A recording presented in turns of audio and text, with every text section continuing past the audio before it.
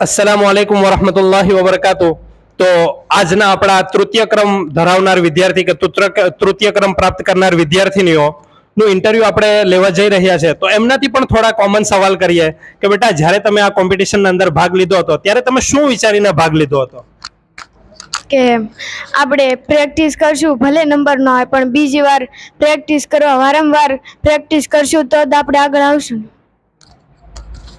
ખૂબ જ સરસ બેટા. આ વિદ્યાર્થીનીઓ જે છે એ પોતાનો કોન્ફિડન્સ બિલ્ડઅપ કરવા માટે આવ્યા હતા અને કોન્ફિડન્સ બિલ્ડઅપ કરતા કરતા એમનો તૃતીય ક્રમ પ્રાપ્ત કરી ચૂક્યા છે.